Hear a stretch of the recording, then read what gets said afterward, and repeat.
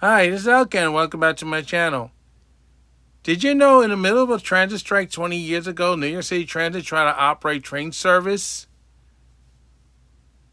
with a skeleton crew? Of course, you didn't hear about this, but you're going to hear about it now. Yes, it happened on the second night of the New York City Transit strike. Took place around December of 2005. Apparently, some supervision concocted a plan. They were going to be operating F trains from 179th Street to who knows where, maybe all the way to Coney Island, with a skeleton crew in the middle of a transit strike. Um, Fortunately, not enough people crossed the picket line to for them to do this evil scheme.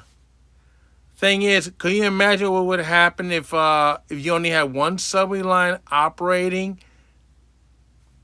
with a skeleton crew, and usually you operate 23 lines and buses? It would have been pandemonium. Those platforms would have been so crowded. I don't think the trains would have been able to operate safely without somebody falling onto the tracks. It would have been a nightmare for the NYPD to have crowd control with the passengers. They were able to do it with Long Island Railroad or Metro North, but New York City subways? That's quite a different story. Because their overcrowding is legendary on the New York City subway system.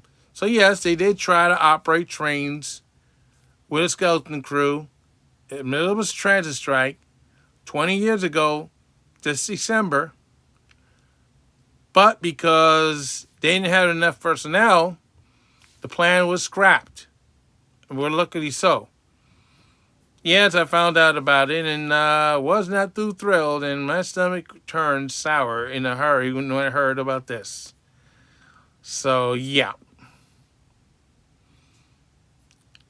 Then they wonder why I don't want to come back working for them ever again. Yes, I retired and they called me back. They said, "Oh, we need you." I said, "Oh, hell no.